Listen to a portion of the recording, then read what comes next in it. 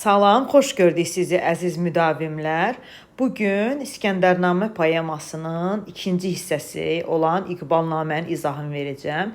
Keçən dəfə o biri videoda Şərəfnamə hissəsinin izahını vermişəm. Bu dəfə İqbalnaməyə baxacağıq. Bilirik ki, əsər iki hissədən ibarət idi. Şərəfnamə və İqbalnamə. Döyüş hissəsi Şərəfnamədə, dünya haqqında fikirləri isə İqbalnamə hissəsində təsvir olunmuşdur. Digər poemalar kimi İqbalnamə hissəsində də sujetə aid olmayan hissələrlə başlayır. İskəndər öz vətəninə gələndən sonra ancaq elm və elmin inkişafına yönəlir. Bütün kitabların onların dilinə, yəni Yunan dilinə tərcümə olunması üçün əmr verir. Deməli, İskəndər öz vətəninə gələndən sonra elmlə, elmin inkişafı ilə məşğul olur və eyni zamanda bütün kitabları da Yunan dilinə tərcümə olunması üçün əmr verir.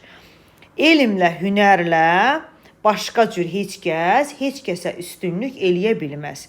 Beyt də həmin bu İqbalnamə hissəsindəndir. Ətrafına elmi bilən adamları toplayır, Yunan dünyada elmi ilə ucalmağa başlayır. 7 ölkəyə hökmdar olmuşdur. Neçə ölkəyə? 7. İskəndərin 7 alimlə xəlvətə çəkilmə əfsanəsi var. Bu alimlər hansılardır? Ərəstu, Sokrat, Əflatun, Falis, Belinaz, Ferfiryus və Hörmüz. 7 alim. Bir də təkrarlayaq. Ərəstu, Sokrat, Əflatun, Falis, Belinaz, Ferfiryus və Hörmüz. İskəndər elmi çox dərindən öyrəndiyi üçün ona sirli qalan heç nə olmur. Elmi öyrəndikcə lovğalıqdan uzaqlaşır. Qasiddən peyğəmbərlik qəbul edir. Bilirik ki, 20 yaşında şah olur, 27 yaşında peyğəmbər. Bu xəbəri alandan sonra səfərə çıxıb peyğəmbərliyini yaymaq qərarına gəlir. İskəndər, deməli, 3 dənə alimin, Ərəstu, Əflatun və Sokrat, üçünün nəsihətnamələrini qara ipəyin üstünə yazdırır. Kimlərin nəsihətin qara ipəyin üstünə yazır? 3 alimin, Ərəstun, Əflatun və Sokratın. Bu nəsihətləri tamam edəndən sonra onları bağlayıb özündə saxlayır, tədbirə ehtiyacı olanda açıb onları oxuyur. Səfərə çıxmazdan əvvəl taxtacını oğlu İskəndərusa, deməli İskəndərin oğlunun adı İskəndərus olur, İskəndərusa həvalə edir və anasına tapşırır ki, ona göz qulaq olsun. Anasına vəsiyyət edir. Xalqa yaxşı bax, ana olsan da onları ata kimi himayə elə. Xalqla yaxşı rəftar et, həmişə onların yanında ol, ölkəni yaxşı idarə elə. Yol üçün 100.000 pəhlivan götürür. Əvvəl məğribə, sonra məşriqə yollanır. Deməli, əvvəl məğribə, sonra məşriqə yollanır. Və yol üçündə 100.000 pəhlivan götürür. İlk səfəri ədalətin bərqərarı üçün idisə, bu hissədəki səfərləri peyğəmbərliyini yaymaq məqsədi daşıyırdı. İlk səfərləri bildik ki, müharibələr idi və orada ədalətin bərpasına çalışırdı. Burada isə ikincidə artıq, yəni İqbalnamə hissəsində peyğəmbərliyini yaymaq məqsədi. Getdiyi yollarda Allaha dua edir, ondan mərhəmət aman istəyirdi.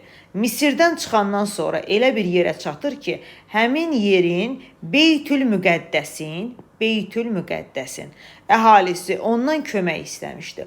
Onlar qan içən zalimin zülmündən xilas olmaq istəyirdilər. Dağlardan ədalət səsi eşidildi və həmin adam İskəndərlə döyüşə çıxdı. İskəndər onu öldürüb Qüdsün qapısında çarmıxa çəkdi. Daha sonra İskəndər məğribə tərəf 6 ay yol gedir. Məğribə tərəf 6 ay. Nilin sahilinə çatırlar. Qoşun artıq yorulmuşdu. Onlar yamyaşıl təpə və ətrafında dağlar görürlər. Təpənin ətrafında daşlar var idi deyə ora getmək çətin idi. O daşlığın içinə gedən adam geri qayıda bilmirdi. İskəndər alimləri yığıb məsləhət edir. Məsləhət bu olur ki, tək getmək olmaz, hər 10 addımdan bir dayanmaq və ətrafa baxmaq lazımdır. Bu tədbir fayda vermir, İskəndər alimləri çağırıb başqa bir tədbir istəyir. Növbəti məsləhət nədən ibarət olur?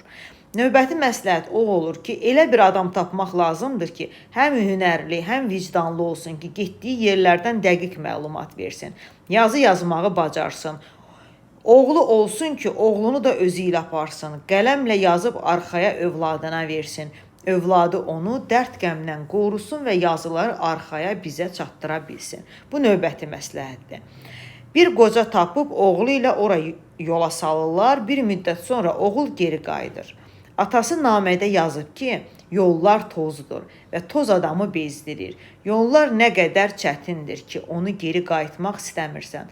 Lakin yolun sonuna gələndə gözəl bir yerə çatırsan. Hər tərəf yamyaşıldır, sanki cənnətdir. O qədər gözəldir ki, ora gedən adam qayıtmaq istəmir. Gəldiyin yol sanki cəhənnəm, çatdığın yer isə cənnətdir. İskəndər məktubu oxuyur, lakin heç kimə və heç nə demir. Qorxur ki, ordu o gözəl yerə çəkilmək istəyər. İskəndər buradan sonra vəhşi tayfaya rast gəlir. Onlardan necə yaşadıklarını soruşur. Onlar isə ovçuluqla yaşadıklarını, su olmadığını deyirlər. İskəndər burada onlardan başqa kiminsə yaşayıb yaşamadığını soruşur. Deyirlər ki, çoxlu vəhşi tayfalar var. Onlar içrə bir tayfa var ki, heç su içmir. Udduqları hava suyu əvəz edir. Onlar yalnız kərtənkələ yeyirlər. Deməli, nə yeyirlər? Kərtənkələ. Onlar bu səhraların sonsuz olduğunu bildirirlər. Lakin bu səhraların sonunda ağdərili insanların yaşamasına dair məlumat eşitdiklərini söyləyirlər. Həmin ağdərlilər çox gözəldirlər, xoş xasiyyət və gülər üzdülər. 500 ildən artıq yaşayırlar, ancaq qocalmırlar. Yəni ölümsüzdülər bir sözlə, amma ölümsüz deməyək, yəni 500 il, bir yarım əsr yaşadıkları bildirilir. İskəndər bu adamlara çoxlu nemət verir ki, ona yol göstərsinlər. Onlar İskəndərə bu səhradan çıxmağın yolunu göstərirlər. Buradan da İskəndər hara gedir? Şimala yollanır. İskəndər şimala çatır və burada Yəcud səddinin bağlanması var. Yenə müğənniyə müraciətlə başlayır. İskəndər gəlib qumluq yerə çatır. Bələdçi xəbər verir ki, bunlar qum deyil, başdan başa gümüşdür. İskəndərin çox qızılı olduğuna görə onun gümüşə həvəsi olmur. Ancaq yenə də nəfs güc gəlir. Bir neçə dəvə yükü gümüş götürür. Orada su qıtlığı vardı. Onunla olan su isə civə tərkibli idi. İçənləri öldürürdü. Bir aydan sonra susuzluqdan, taqətdən düşmüş halda vətənlərinə çatırlar. Vətənə çatmaq üzrə olanda düşərgə görüb ora üst tuturlar. Orada yaşayan tayfa çox sakit həyat sürürdü. Onlar İskəndərin üzünün nuruna görə onu peyğəmbərliyini qəbul edirlər. Nəyə görə qəbul etdilər peyğəmbərliyini? Üzünün nuruna görə. Onlar İskəndərdən kömək istəyirlər. Qayanın o tərəfində Yəcucular yaşayır. Tayfalardır bu Yəcucular. Onlar insana bənzəsələr də insan deyirlər, divdirlər. Şir kimidirlər. Caynaqları var, dəmir ürəklidirlər, bədənləri tüklüdür, burunsuzdurlar, boyları balacadır, yırtıcı heyvan kimi qana hərisdirlər.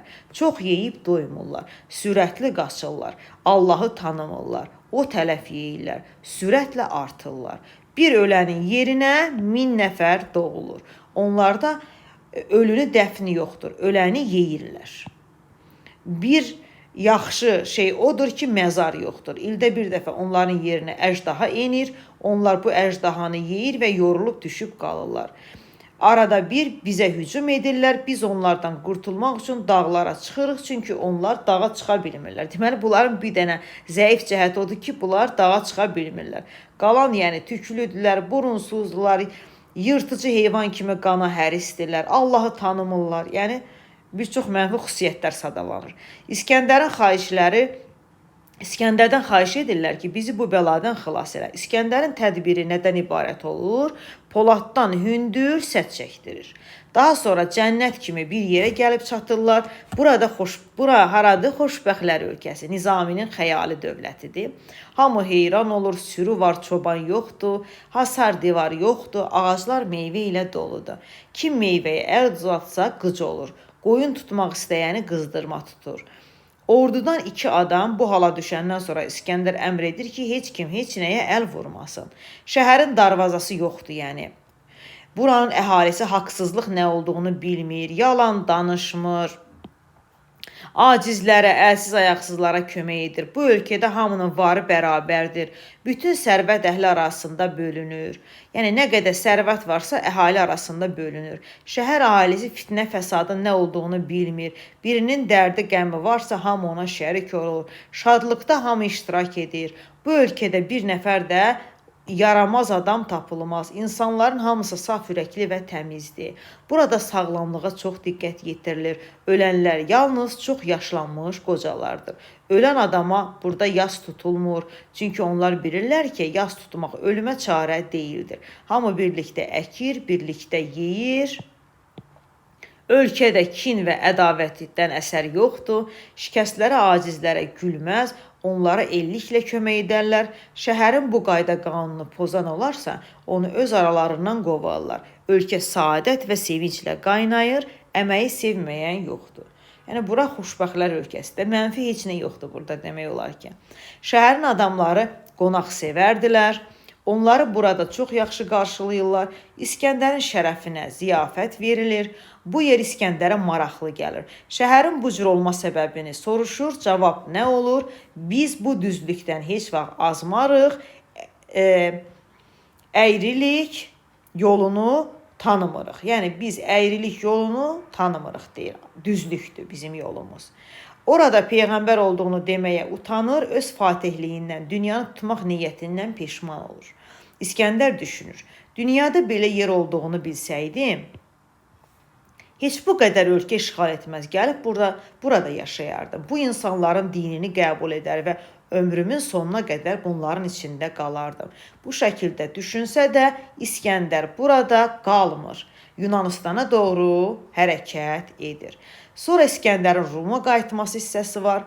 Yenə müğənniyə müraciətlə başlayır. Nizami qeyd edir ki, dünyada hamıya iki qapı var. Bir gəldiyimiz qapı, bir də getdiyimiz. İskəndərin qulağına qeybdən səs gəlir. Daha fatihlikdən əl çək. İlk mənzilinə, yəni vətəninə dön. İskəndər sözünün 5 hərflə yazılmasını 5 ölkə səfəri ilə əlaqələndirir. Hansıdır bu ölkələr? Misir, İran, Hindistan, Rus və Çin. İskəndər səsi qorxu ilə dinləyir. Bu sirri bir neçə dostuna deyir. Oradan Ruma qayıdır. Kirmandan Babilə, Babildən Ruma və nəhayət Zur şəhərinə çatır. Zur şəhərində o qızdırma xəstəliyinə tutulur. İskəndər bu xəstəliyi zəhərlənmə hesab edir. Onun dərdi əlacsız idi. Vəziri yanına çağırtdırır ki, yanıma tez çatsan, bəlkə mənim üzümü son dəfə görərsən. Gələndə özünlə yaxşı iş bacaran ya 100 ya da 50 alim gətir. Vəzir bu xəbəri eşidən kimi alimlər yığıb gəlir, görüş xoş keçmir. Alimlər nə qədər çalışsa da bir çarə tapa bilmirlər.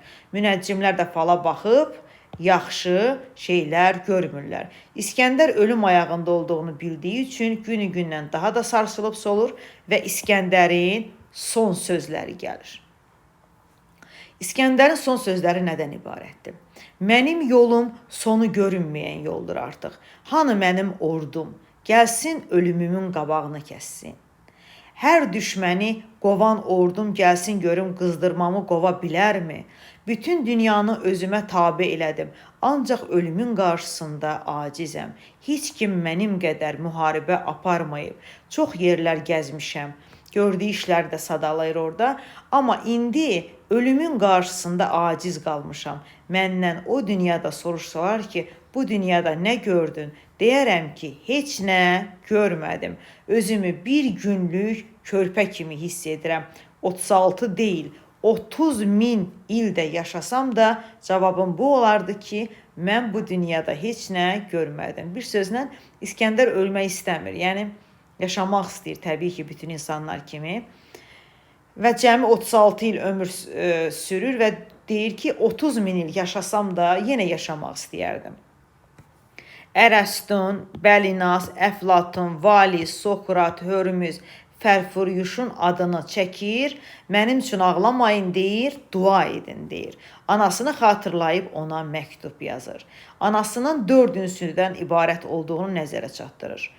Və anasına yazdığı məktubda nə əks olunmuşdu? Mənim üçün göz yaşı axıtma, Allaha dua elə. Bəlkə o mənə mərhəmət edə. Təmkinli ol, su qabı suda sınar. Şəhərin əhalisinə çoxlu yemək içmək ver ki, de ki, məzarda ölüsü olmayanlar yesin. Görsən ki, kimsə o yeməkdən yedi, mənim üçün o zaman nalə edərsən. Yəni, ölüsü olmayan adam yoxdur demək istəyir. İskəndər vəfat edir. Anası məktubdan fəryad edir. Ancaq oğlunun ruhu narahat olar deyə özünü ələ alır. İskəndərin nəşini qızıldan tabuta qoyurlar. Öz vəsiyyətinə əsasən onun bir əlini tabutdan kənara qoyurlar. Ovucuna da bir qədər torpaq. Yəni, bu qədər sərvətin qarşılığında İskəndər özü ilə yalnız bir ovuc torpaq apardı bu dünyada. Heç bir şey apara bilmədi.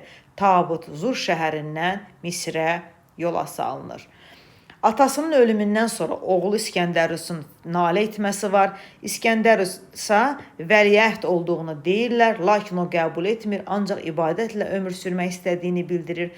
Daha sonra Ərəstunun, Hörmüzün, Valisin, Bəlinasın, Fərfüriyusun, Sokratın və Nizaminin Rüzgarın sonu ölümü verilir. Sonunda Məlik İzzəddinin məhdi verilir, çünki əsər ona həsr olunmuşdu. Və əsərin son olaraq təhlilində bu hissəsinə də baxaq. Deməli, 1203-cü ildə tamamlanmış əsər 2 hissədən ibarətdir. Şərəfnamə və İqbalnamə. Şərəfnamə adlanan birinci hissə Nüsrətəddin Əbubəkirə həsr olunur. İqbalnamə isə İqbalnamənin digər adı Xiridnamədir və yaxud ağıl kitabıdır. İkinci hissə isə Mosul hakimi Məlik İzzəddinə həsr olunur. Məlik İzzəddinə. Poemanın Şərəfnamə hissəsini Abdullah Şaiq Azərbaycan dilinə tərcümə edib, İqbalnamə hissəsini isə Mikail Rızaquluzadə. Və Abdullah Şaiq hətta bu əsərin motivləri əsasında Nüşabə piyesini də yazmışdır. Şərəfnamədə süjet xəttinin əsasını İskəndərin taxta çıxması və onun parlaq hərbi səfərləri təşkil edir. İqbalnamə isə Peyğəmbərliyə yetişdikdən sonra İskəndərin tək tanrıçılıq dininin əsaslarını dünya xalqları arasında yaymaq və insanları doğru yola çağırmaq məqsədi ilə son səfərə çıxması verilmişdir. Bütövlükdə şair əsərdə özünü və cəmiyyətin qabaqcıl insanlarını düşündürən problemləri həll etməyə, insanlara doğru yol göstərməyə çalışmışdır.